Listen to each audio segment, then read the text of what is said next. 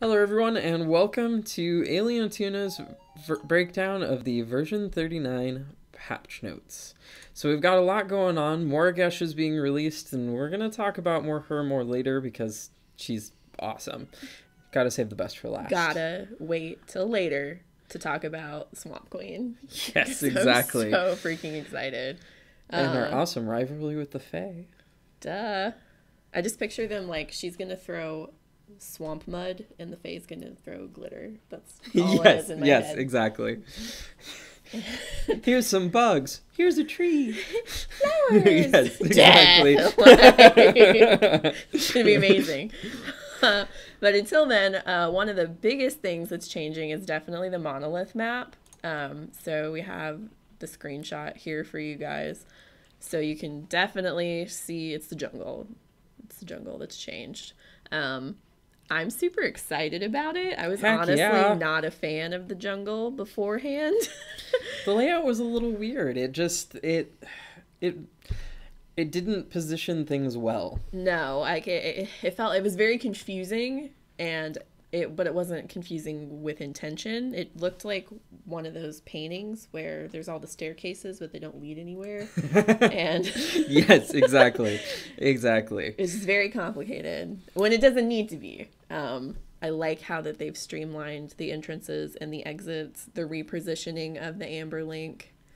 Centralizing kind of around that. Like it makes it feel so much more cohesive when it's right in the middle and you know that that's the thing that when you're in your jungle, you're focusing on that. It makes so much more sense. And the position of all four of those camps, the white camps and the green buff in your jungle, in your team's jungle, that's going to make that rotation so much easier because there's nothing in between them. You don't have to worry about the random staircase and all of the other nonsense. And I know some of you are disappointed that the jungle jumpy pad thing is gone, but it's fine. And a month from now, we won't even be talking about it. Yeah, especially since they gave us more entrances and exits out of the jungle. So, you know, getting from, because my biggest concern, I'll admit, I liked jungle, was getting over to off lane to help to cover there when they need to go back and being able to do that quickly. But let's be honest, the jump pads didn't save you that much time, and now you have a path that pops out right behind that tower.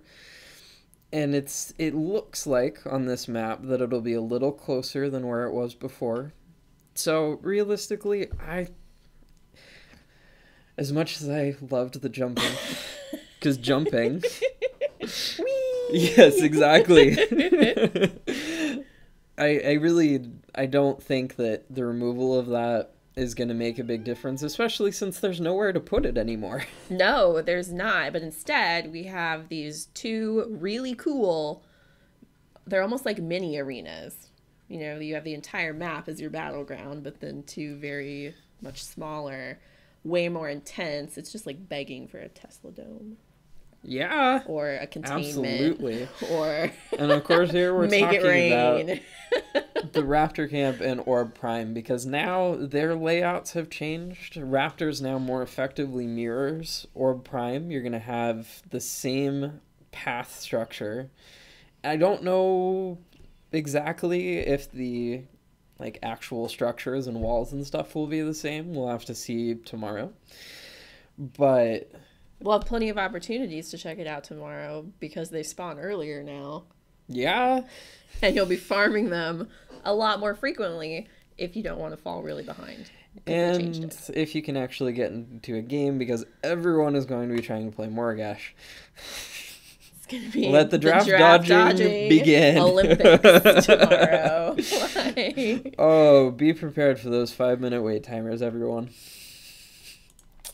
Speaking of the Raptors, though, there are some big changes coming, so they no longer spawn one at a time.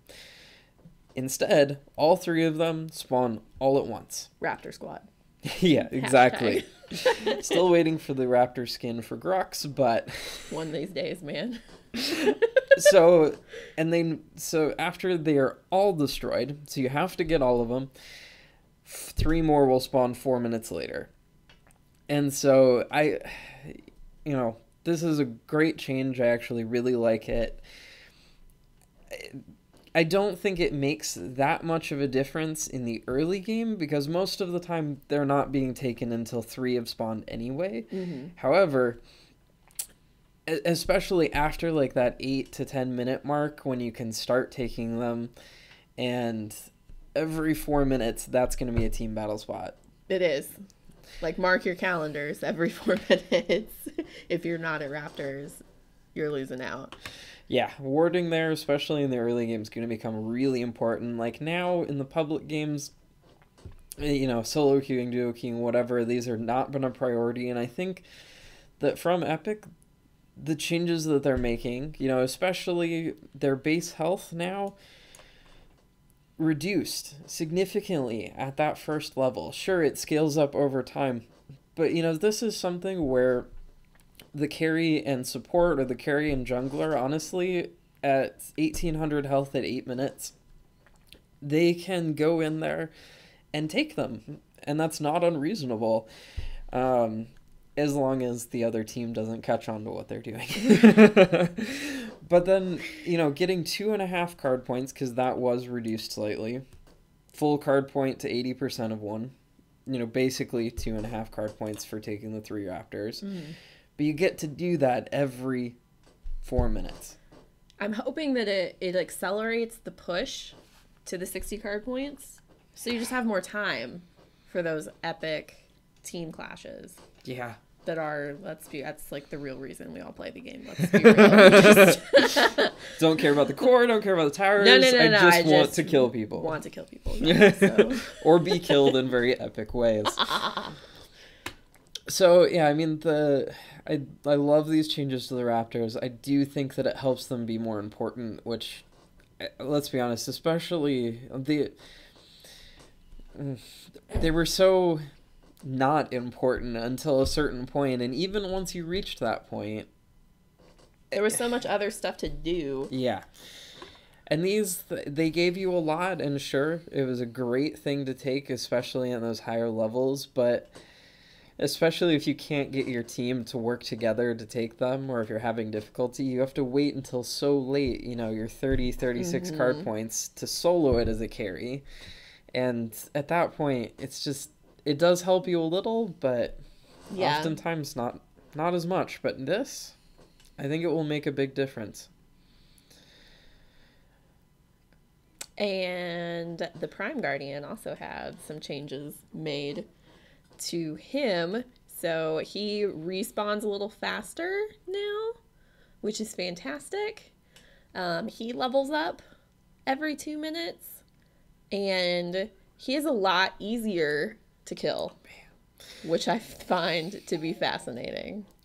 I mean, this, 60 seconds, that's a full minute faster that he respawns. And that, along with the reduced health that's to start with, I really think that they're trying to make the games go a little faster. They've been pushing for that ever since they switched to Monolith. That was one of the big reasons why Monolith launched, was we want to make games not last as long, because they were getting some games upwards of an hour and a half, close to 2 hours, and it wasn't uncommon. Right. And that's just a little too much. And even Monolith for this. is definitely more streamlined. But we've all had matches, I'm sure, where you get to that point where you're both locked in that state where you're literally just waiting for Orb Prime to respawn. And whoever gets it and what they do with it, like, that's the deciding factor. But sitting there and waiting for him to drop back down from space.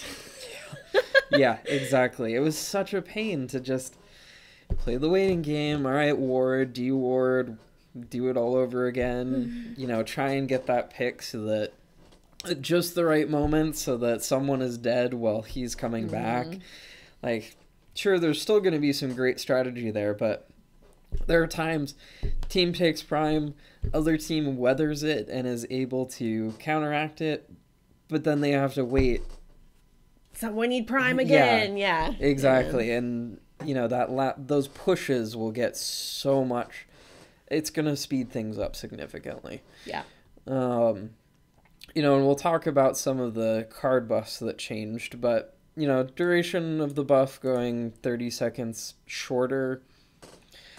It will make a little bit of a difference, but I don't think, especially since you can now take it a little more often, especially with that lower health. I'm hoping it implements a sense of urgency when you actually have the prime buff. Yeah, very true. Because I've seen some pretty ineffective prime buffs where someone gets the orb prime and then they all go back. And I'm just like... And, you know, it is pretty common to see them go back, spend, make sure they're at full health before that last push, especially if all the lanes are pushed up. And I think this will reduce the team's ability to do that as effectively, because the difference between 1.5 minutes and 2 minutes, especially if all those lanes are in the middle, pushing those up and having enough time to still take an inhibitor... You just have to be ready to go. You have to be ready to grab it and do stuff before. I think that we're also going to see a lot more people, or a lot more opportunity for 2 people to take Orb Prime, and then for the other 3 people to then push, 1 or 2 lanes, instead of having 4 people, 5 people take Orb Prime, and the other person going back on the opposite side of the map, just like fingers crossed, praying they don't die. Exactly. Yeah. So, again, another change that absolutely love. River buff, slight change. They'll just update themselves every 2 minutes, regardless of whether they've been destroyed. So, I mean, I don't think... I've never encountered anyone trying to save river buffs before, but if you did that, can't do it anymore. It's very rare, that you see the river buffs going more than, 2.5 minutes without being taken anyway. So I don't think this is a huge change, but at the same time, it's kind of cool. If you have a river buff, say you're, for whatever reason, you're later in the game and it hasn't been taken yet and you're at like 10 seconds away from a change, it's not the one you want, hey, you have another chance at the black buff, or something. Or conversely, maybe you're running down the river towards the mid lane, like eyeing that team fight that's totally going on, you're like, oh my god, it's the black buff, bam, we won, now it's the blue buff. Yeah, and you just lost. Exactly. So there have been some pretty major card changes. And by pretty major, I mean they just have a big impact. This certainly is nothing compared to the rework that we had last patch. But I'm going to get Ash of the Witch tattooed. Yes, exactly. Although you might be a little disappointed later in this. Oh, but... What?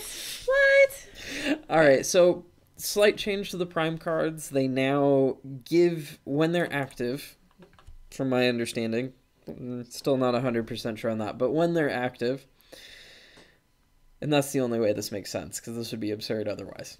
But when they're active, they give you attack speed, power, or health based on which one you pick. Which basically means that Archmagus and Centurion are really the only 2 real options, because most of the time you're going to want the power over the attack speed, even on carry or whatever. We'll see what happens, but they now all restore 3% of your max health and max mana every second if no damage has been taken in the last 6 seconds. So this is something else that I think they're trying to help out with that, with reducing that time that the Prime buff is active, because 6 seconds after you take Orb Prime, you're going to start healing, and you're going to start healing a lot. This is pretty fast. 3% every second. Most of the time Orb Prime, we might see it being taken earlier, but right now, even the person who's tanking it is probably still at half health, as long as there wasn't a major team fight. And so you're talking about getting back up to max health in, 15 seconds. And that makes that push much easier to initiate. And once they start, they're going to go so much faster with the buffs that your minions now get. Yeah. With those Prime cards. Oh my goodness. Can't we talk about Death Touch? Because that's fantastic. Yeah, so this is an interesting one that we don't... there's some because they mention it later on, or they mentioned it earlier, sorry, in here somewhere. No, never mind. Okay. There was some mild confusion about when and how that update, or how that Death Touch was granted, but I think what happens is that as soon as you take Orb Prime, all of the ranged minions that you currently have are granted Death Touch. And so they're going to start pushing on their own pretty darn fast. Yeah. And then, you know, in addition to whatever buff you chose, your abilities and basic attacks, 20% more damage. You know, this is comparable to what you got before. It's not quite the same, but yeah, Death Touch, my goodness. Mm-hmm. That's, you know, this does make Orb Prime even more significant. Yeah. And will speed things up even more when Orb Prime is taken. And I really do think that is the whole point of these changes, is to make games go a little faster and to make people prioritize those objectives a little more. Because even now, there are plenty of games that I've played. Orb Prime is never taken. Nobody goes near it. Yeah, yeah, exactly. It's just like, hey, Orb Prime. We don't actually need you right now. It's nice later, that you're buddy. there. Yeah, exactly. You keep looking menacing in your little cage there. Oh my god, pizza's here. Okay, so I've picked up the pizza.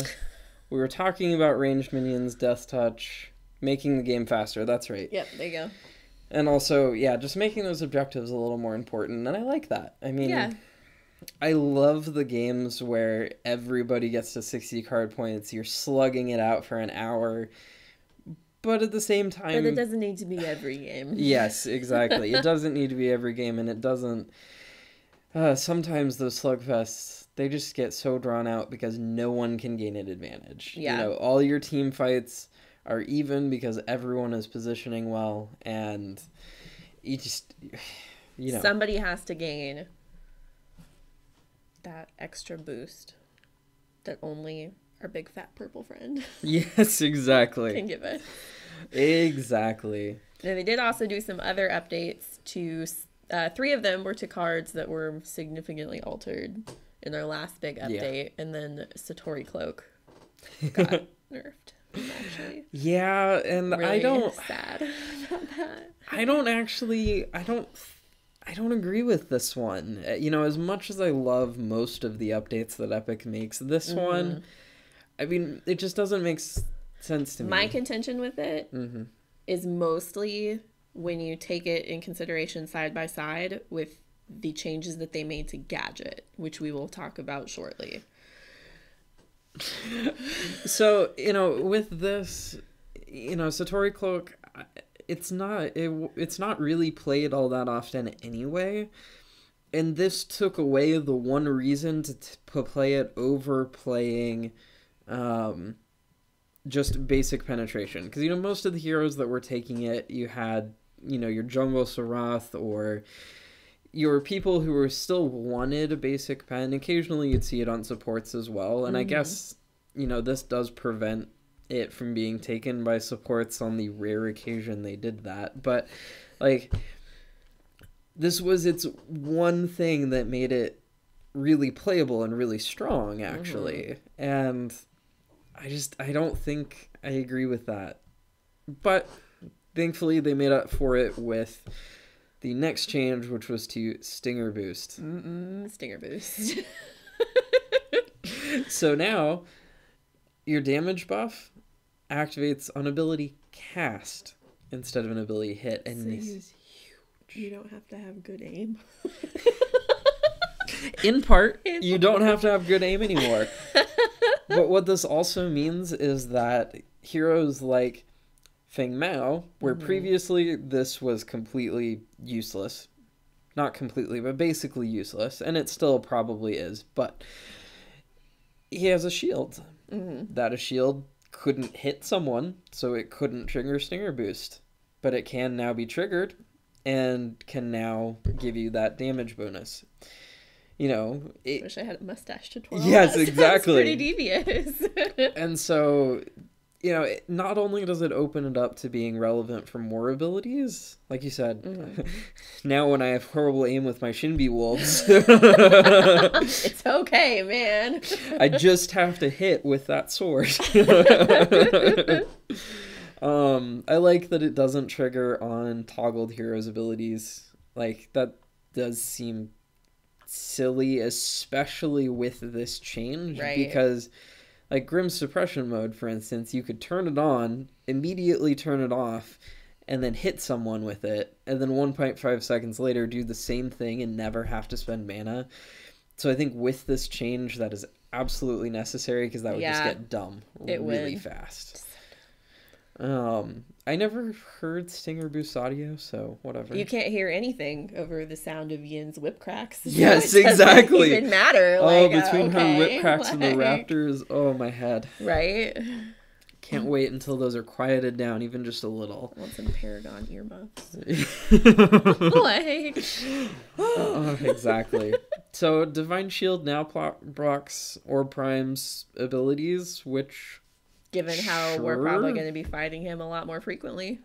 I Take guess it. it's a thing. I mean, I'm actually a little disappointed in this, because it would have been a great guarantee going in to fight Orb Prime if you could have a person, you know, that could avoid that Rampage Rock or the Decker Stun Bubble or whatever, and be able to zone out the enemy at least a little until they could take Orb Prime. But now, if you get hit with one of those Orb Prime abilities, poop. It does use the shield. Yeah, I Shield didn't is think gone. about that. Oh, Yep. man. And then this. Just when Epic makes my day. I know, they make it a little harder now. So, Absolute Slow only applied every 2 seconds. Previously, it could be applied with every ability hit. But You know. The slow itself still lasts for a second and a half. So you've got a half a second where they're at normal movement speed. And things like Twin Blast's ult are no longer essentially a root. Which, that is important. this does That seem is. balancing. Especially, you know, on Gadget, considering every tick of her little drone with the cone and every tick of Tesla drone. The drone with the cone. Yeah, the I drone like with the it. cone, yep. I like it. And every tick of Tesla Dome applied it. And then Twin Blast with his grenades. Like, I mean, I love doing it, don't get me wrong. But I understand this. And Ash of the Yeah. Witch is still It very is. strong. It is still very strong. And yeah, Gadget, since she already got better, she's getting better tomorrow. She doesn't, yeah, okay. Can we just get to the part where we talk? All right, so heroes. So Aurora Horfast now will be the correct team color. Hopefully clear up some confusion. I haven't played it against an Aurora in forever because purity sensor, but whatever. Let's see. Polish and bug fixes that we don't care about. Conversion shield. All right, this is great because until the battery low. Cool. Wrap it up. Until the shield. Plug it in. We are not sponsored by Glade. That is a Sponsored by anyone. good clarification there. So previously, Fengmao Shield, when you activated it, you couldn't do anything until the animation finished. Oh. And so, especially if you're in the middle of a fight or, you know, you just started to engage someone, you would miss out on basic attacks, on other skills, etc. And it was really annoying, especially since if you're holding down that R2, you activate the shield. We play on PS4. You activate the shield and you're still holding that basic attack button. You have to let it go and then start it again. He doesn't just start attacking as soon as the animation is done. It was dumb. So I'm glad that this is changing. Mm-hmm. But even more importantly, Gadget. So Yeah, go for After it. my heart. No, I do. I really like Gadget. I play her a lot. She was the first hero that I bought a mastery for. Like, not the ones that came included. Because I love her. Her speed gate, which has been, like, problematic ability number 1 for her for a long time, which has gotten better. Now is even more better because it will activate after 0.15 seconds once it hits the ground. So instead of having that delay after she sends out the little gates, it's basically going to be a lot easier to utilize in a variety of situations because you don't have to mess around with trying to time when you throw it before Not it in the actually same does way. something. Yeah. I mean, where you throw it is still important, but man, that difference is huge. That's the only thing you have to worry about now. It's not where do I throw it and when do I throw it. They removed the when do I throw it factor. And it is so much better as an escape skill now. Like that change, you know, being able to throw it down and basically instantly get that speed boost, even though it doesn't last for as long, it's still like it's huge. And for someone who has like no escape skill, and not like everybody needs an escape skill, but it helps a lot. Yeah. And then Tesla Dome, otherwise known as the melter of faces, now deals damage to structures.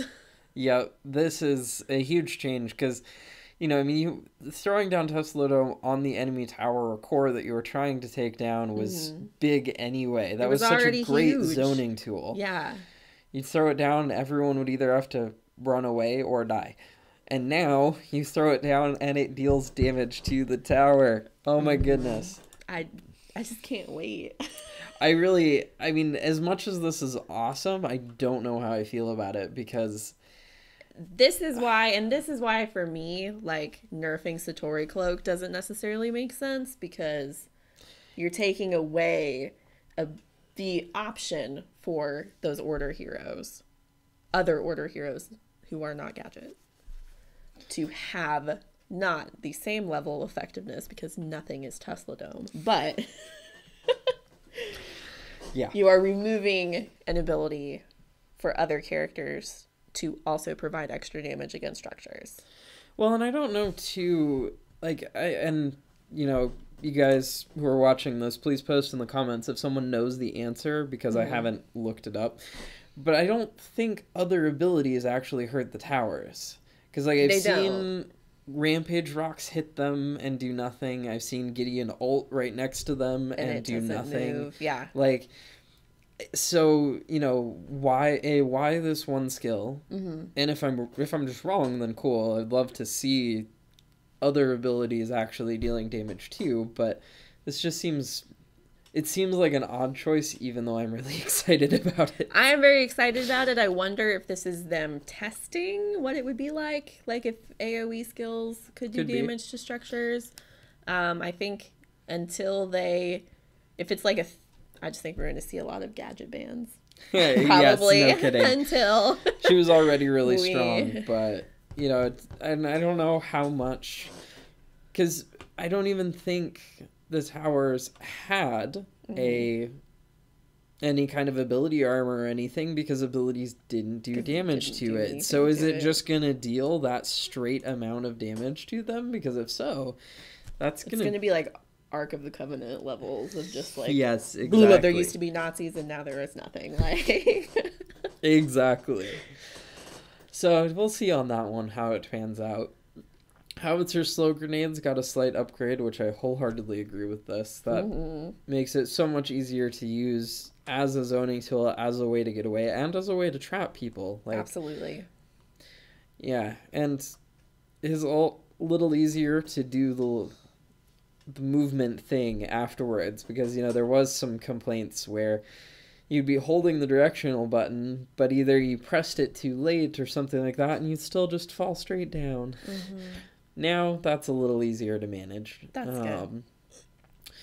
Got some random bug fixes, which are all great. This one I'm interested in. So, Murdoch's butt shot, all of Murdoch's skills, except for his ultimate, now cast instantly unless the button is held down. That is fascinating. So with buckshot, you no longer have to aim it in the same way. You don't have to confirm the skill. Sure. You just shoot it at wherever you're facing right at that moment. I think that's interesting. Mm-hmm. I like it for Move Along because there have been situations where I just want to push that thing that's right in front of me.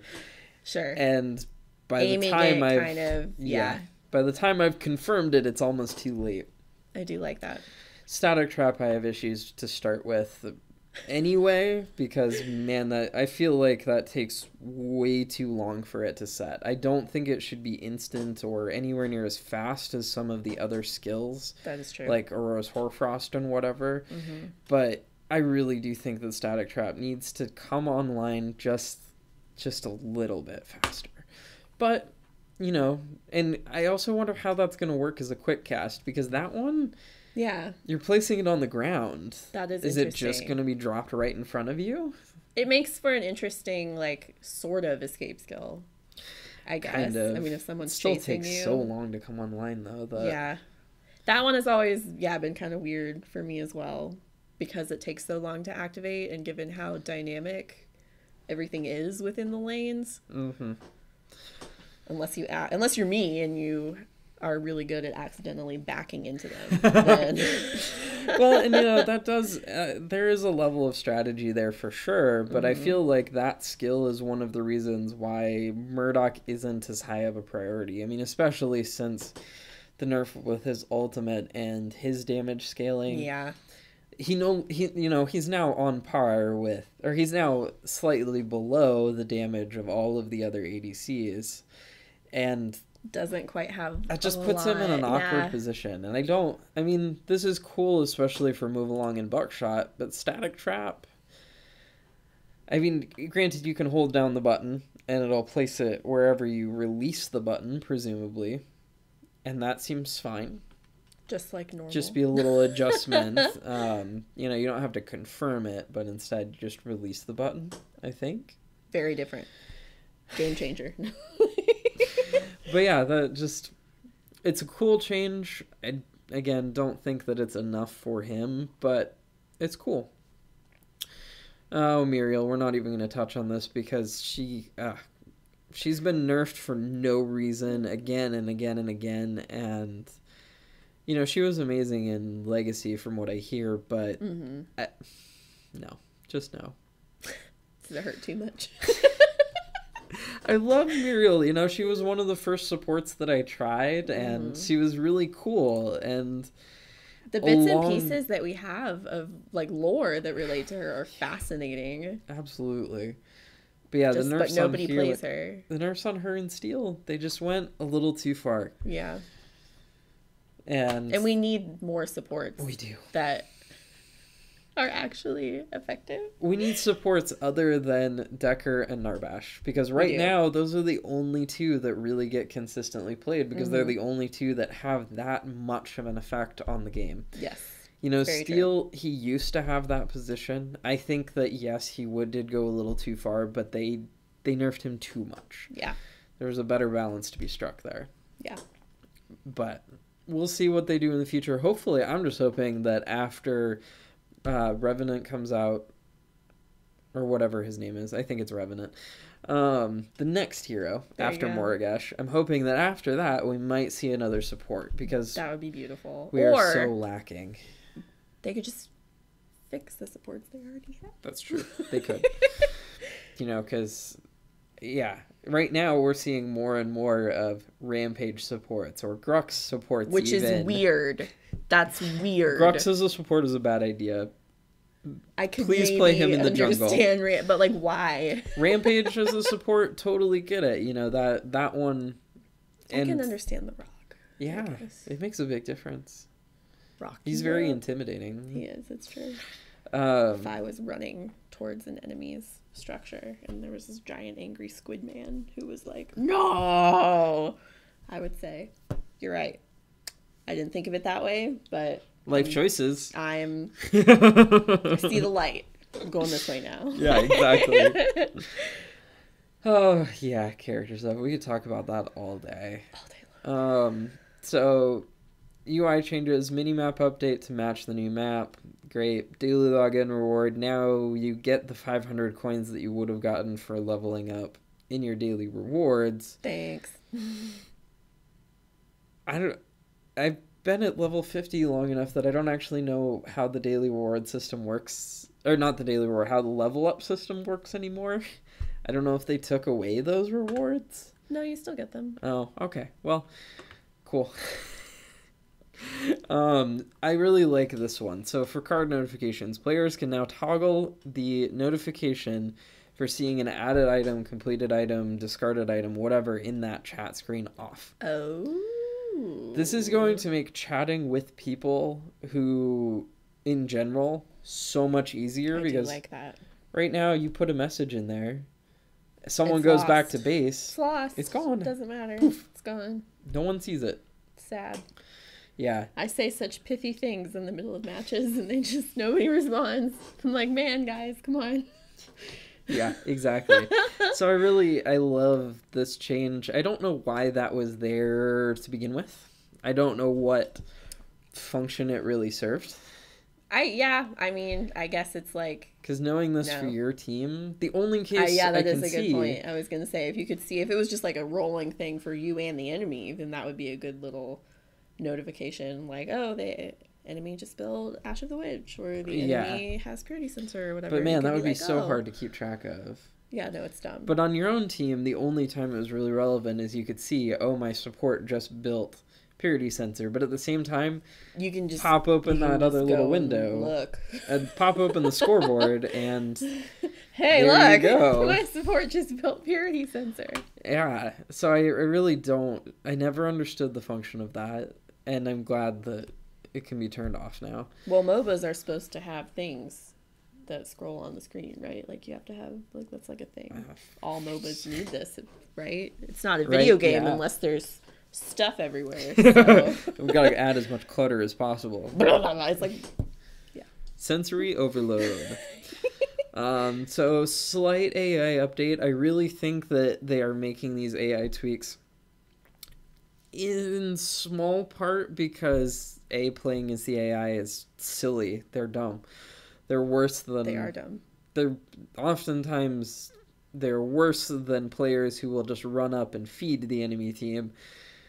And it's not helping new players at all. But... No, the transition, like the stark contrast between fighting the AI and then going to fight PvP. It's so stupid. And so and that's why I think we end up with new players. I mean, you're going to run the risk of this happening anyway, but new players who will just jump into PvP because the AI fights are boring. Yeah. And they don't really accomplish anything. So and even players who have played a bunch of AI games, they're coming into PvP with bad habits and with no clue of how to actually play the game because...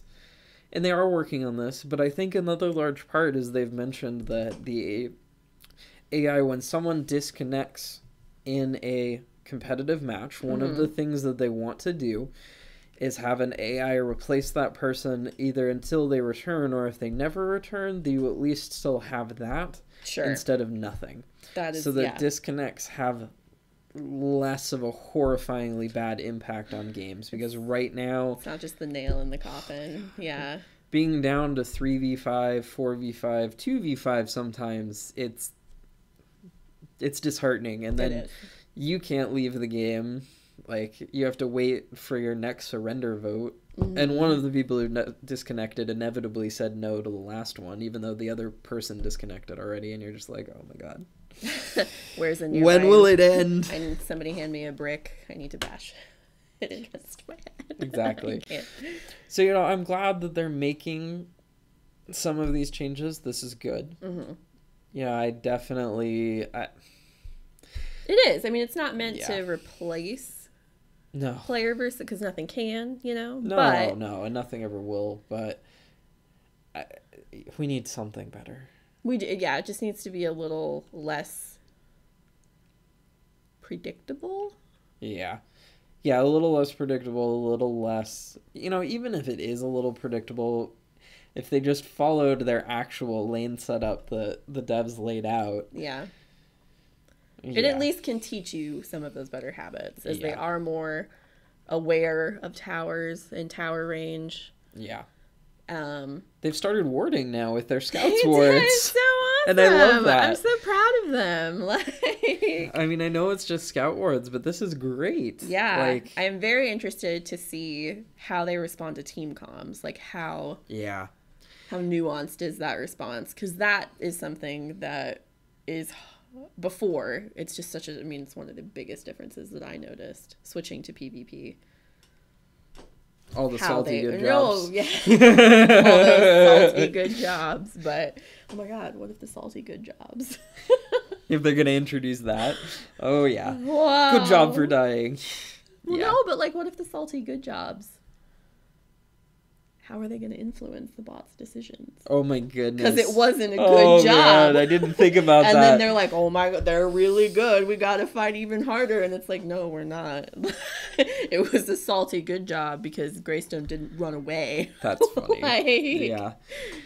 So it'll be really interesting to see, because I mean, this is only relevant in solo against the AI, because it's the only time you ever have bots. Oh, well, no, as we were just talking about, competitive people disconnect. Okay, never mind. I think it's going to be great. So, you know, teaching those team comm things is going to become more and more important. I definitely want to see Epic do more to teach people, hey, these things exist. This is how you use them. Because the team comm stuff, while the AI uses them and it's great, Right. they don't ever really teach you how to do it. They don't. And I hope that we can instill some better habits into people. I'm looking at you, everyone who spams team comms. Yes. Yeah, that person Stop. who is dead and saying defend left lane when there's already someone in the left lane defending it, that is not helpful. Also, please don't say things 12 times. Once or twice is enough. We can still read. Yes, anything... and we can still hear you, even though you're dead. Yeah, anything after that is just silly. Stop doing it, please. It's distracting. Yeah. Yeah. Yeah, exactly. Yeah. It's just distracting. It's not helpful. No. We know there's a problem there. We're still alive. Yeah. We got it. Like, even if you are alive, like, spamming things, not helpful. Use it more carefully. Yeah. Is it time? It is. It is that time.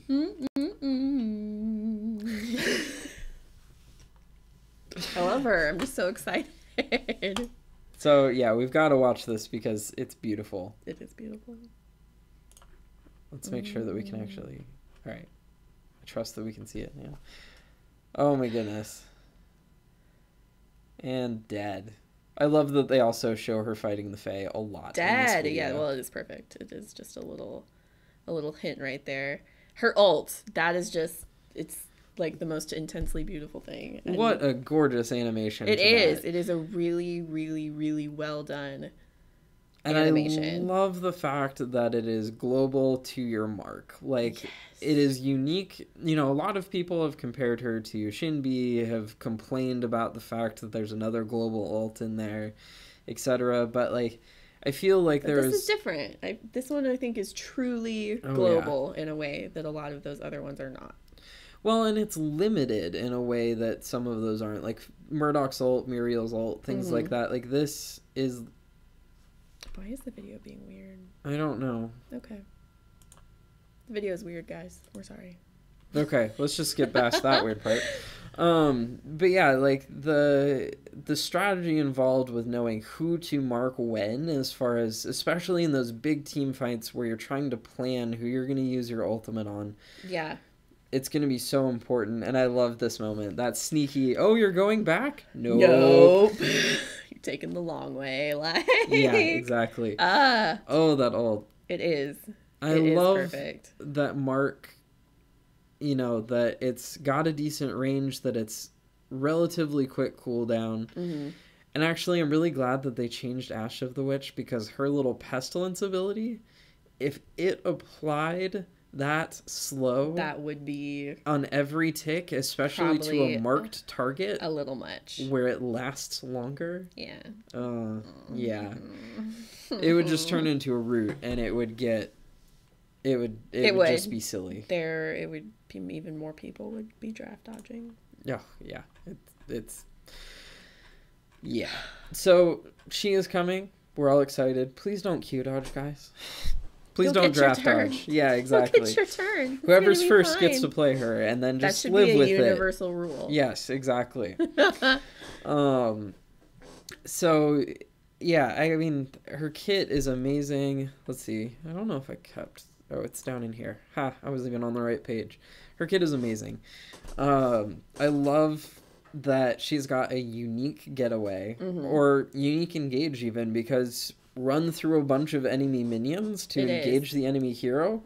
You've got that little bit of life. I don't know how long how long that regen lasts. It doesn't actually specify. I guess we'll find out tomorrow. Yeah, the amount of regen that it spiked her up to, to me at least, implies that it shouldn't last very long. Yeah, I agree. And we probably could tell from the video if we watched a little more closely, but I don't know, whatever. We'll just play with her.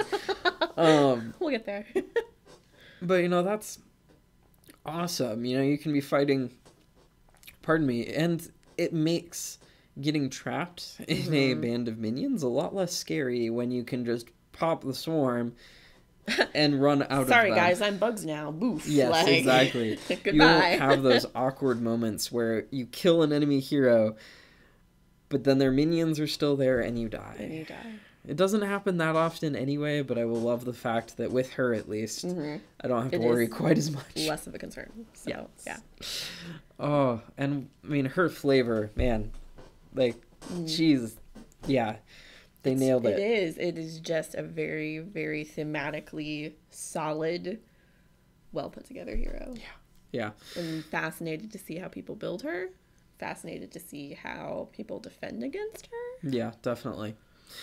Speaking of, before we cut out for the night, we will be bringing Morigesh gameplay, our initial build ideas and things that we're trying out, and we'll probably be doing some of that on stream here later this week. You know, for some of that, especially our initial testing, we'll probably just be playing against two of us against the AI, because we don't want to deal with the draft dodging. Play her. Yeah, exactly. Yeah. And I want to get used to her skills before I go anywhere else with her.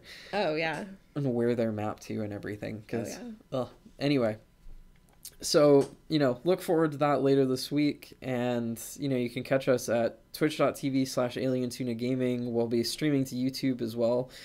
And we'll put all of this info down in the description box too, so you guys can access it real super easy. Yep. Hit us up on Twitter at AlienTunaGaming, and until then, tuna out.